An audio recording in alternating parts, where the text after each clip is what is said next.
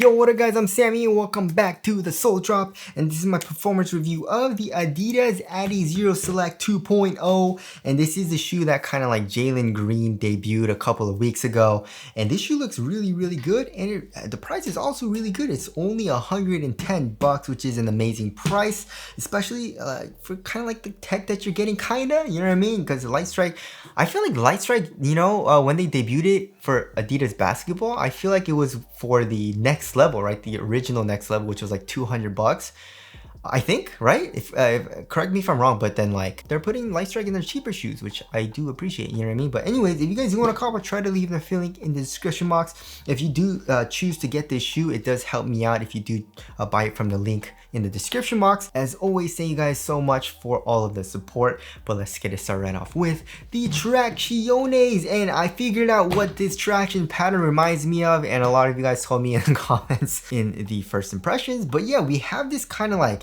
it's like a wavy traction pattern, right? And we have these kind of like slits, and this, I was like, yo, I know this traction pattern looks similar. I know I've seen it somewhere. I can't put my finger on it, but then it was the Dame 4.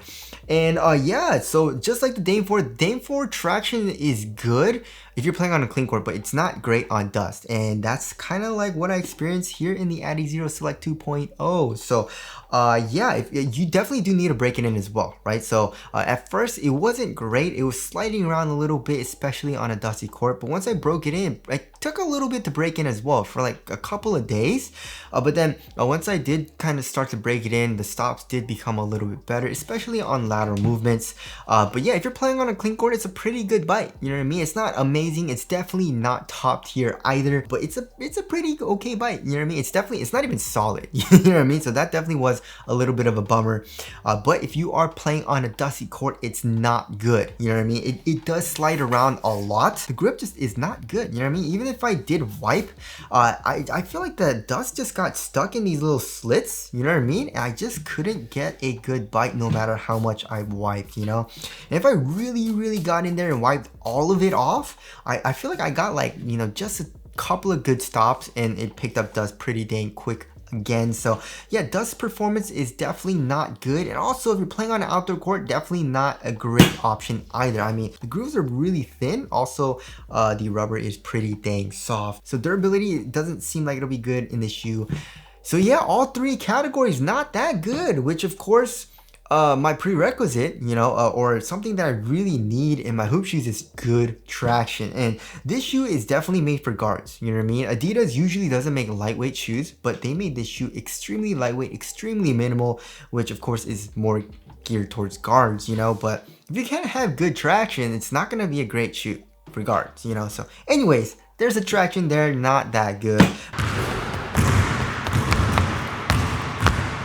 Moving on to the heel to toe transition, it feels pretty dang smooth, right? So here in the heel, we have a little bit of a rounded shape, but we have this fully exposed Light Strike midsole. So it's very soft. It has nice compression in the heel. So when you start here in the heel, nice compression, it's smooth, it's soft. And then coming here into the forefoot, we have a pretty nice curved shape. Not super curved, but it does feel pretty nice. And then we have a crazy amount of forefoot flex. Look at that. That's just absolutely insane. Not a crazy amount of springiness, but there is definitely a little bit of a spring back. It does feel pretty nice, but it's more just flexible, So when you're doing heel dominant strides down the court, it feels really smooth. It doesn't feel super springy like, the GT Cut 3s or like the Wild 10s, So there's that. Moving on to the cushioning setup. So the cushioning setup is actually pretty dang nice, but impact protection definitely is a little bit of a letdown, but I expected it because, I mean, just look at how thin this cushioning setup is, right? And yeah, this is one of the lowest to the ground setups that I felt in quite a while. This is very low to the ground. Court feel is absolutely amazing, which of course is a good thing, especially for guards. So I do like that because I am a guard. And we also do have a nice compression here in the heel, with this Light Strike, it's soft. Light Strike is also a little bouncy, so it does give a little bit of rebound back as well from the heel. And also step in comfort once you do break it in does get a little bit nicer, you know what I mean? So if you remove the insole, first of all, the insole is very thin, right? It's just a really crappy insole that usually Adidas gives us, but underneath that we have a strobel board. There's no cutouts or anything like that. like in the AE1 or the Harden Volume 7 or 8. But we have pretty much the same exact kind of like struggle board material, and you can feel in the heel, right? There's a very small spot in the heel where there is no plastic, right? I don't know if you guys can see the plastic midfoot chain plate, but that's right here, right? And then you can, I don't know if you guys can hear that, but that's plastic in the midfoot and it goes pretty far into the heel as well. But in the, like the tip of the heel, it does feel pretty dang nice. And then also in the forefoot, it does feel kind of nice as well for underfoot cushioning. I mean, it's better than nothing. But like I said, in the forefoot, it is super thin and you are low to the ground, like crazy low to the ground. So stepping cover is kind of good. But yeah, definitely impact protection does suffer, right? So if you're doing hard impacts, especially in the forefoot, your foot is gonna hurt a little bit, right? Heel strikes, I feel like I was covered. You know, it wasn't amazing, but also wasn't terrible. But if you're landing in the forefoot, I definitely feel like it hurt my foot a little bit. So just be careful on that. But again, like I said, it does make sense because the core feel is really crazy good in the shoe, right? So there is the cushioning setup there. Moving on to the upper, so we have a textile material, and holy crap guys, this is an extremely thin material that contributes no weight to the shoe, which of course is a good thing. But how is the support, which we'll get into.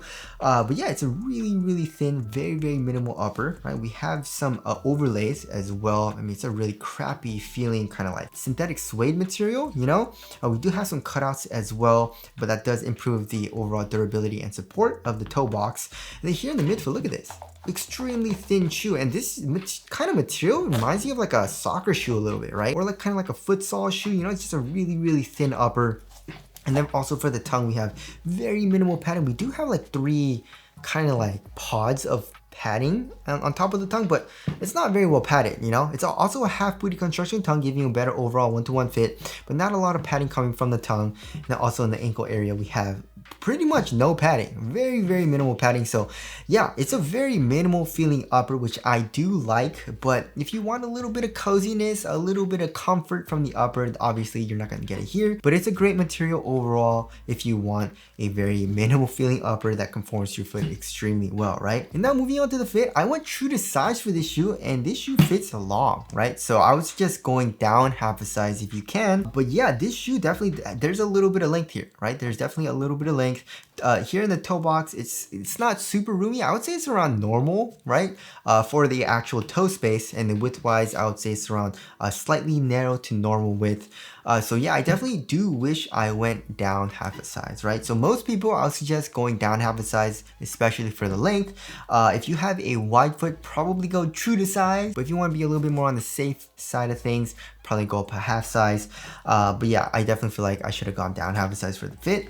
And now moving on to the support and lockdown. So as far as the overall support goes for lateral containment, it was pretty good as far as my foot not coming out of the footbed, right? So if you look at the lateral side of the shoe, we have all this foam coming up. So you're pretty much covered here in the forefoot, right here in the midfoot, and also here in the heel. And there seems to be an internal TPU heel counter. So my foot was not really coming out of the footbed. However, this upper kind of moves around just a tiny bit, you know what I mean? So I definitely felt my foot moving around inside of the shoe a little bit. Nothing terrible, of course. So overall lateral containment is pretty dang good. However, I did experience a good amount of heel slippage, right? And it was to the point where it's just like kind of uncomfortable, you know? So because of that, you know, I didn't feel responsive, and no matter how much I tightened the shoelaces, it didn't really help that much, right? And it's probably because this last eyelet kind of doesn't go more into the heel. It's more into the midfoot, you know? And there's also not a whole lot of eyelets either. So yeah, the heel lockdown was not great. But of course, lateral stability is really good though. You know, look at how wide the shoe is, right? Look at this outrigger right here. So you're laterally stable and you're crazy low to the ground. So yeah, the heel lockdown was not great. And now moving on to the weight of the shoe. Yeah, this shoe is extremely light. Not just for Adidas, you know, extremely light for Adidas would be like average weight, you know what I mean? Because they make very heavy shoes. However, this is an extremely light shoe, right? It comes in at what, 10.6 ounces. let's check the other shoe. It also comes in at 10.6 ounces. Yes, the average weight of my shoes is around 12.5 ounces, and Curry's, you know, it's known for being super lightweight. The Curry 11s, I believe, is like 11 point something, maybe 10.9 ounces, something like that. So yeah, this shoe is lighter than the Curry's, you know what I mean? And this shoe feels extremely lightweight, which I do like. And this shoe feels extremely minimal and also super low to the ground. But yeah, those would be normally very, very good things. But did I feel quick when I was playing in this shoe? Not really, because first of all, the traction's not great. And also my heel was slipping out a little bit, right? The heel lockdown was not great in this shoe either. So because the lockdown wasn't great and also the traction wasn't great, I didn't feel very quick when I was playing it, which definitely does suck. And that's definitely weird because, you know, the Harden Volume 8 is like 15.5 ounces on average, you know, and also kind of bulky. But even though it is heavier and a little bit, and also way bulkier than this shoe, I felt way quicker playing in like the Harden Volume 7 and also the Harden Volume 8 because the traction is so much better and because the lockdown is so much better, right? So that definitely does suck, you know what I mean? And now moving on to the ventilation. As far as airflow goes, it's actually not as good as you would think, you know, because there is underlaying materials. However, because this material is just so dang thin, it doesn't really keep in heat that well, right? So overall ventilation is pretty dang good. Your foot's not gonna be super hot in the shoe. And now moving on to the durability of the shoe. First of all, the durability doesn't seem that great, right? The outsole doesn't seem very durable, and also look at all the like light strike does bottom up pretty quickly, right? And also this upper doesn't seem super durable either, so that definitely does suck, you know what I mean? And now moving on to the aesthetics, I love this shoe. It looks amazing. I really like this colorway too. It definitely sucks because I don't like how the shoe performs, right?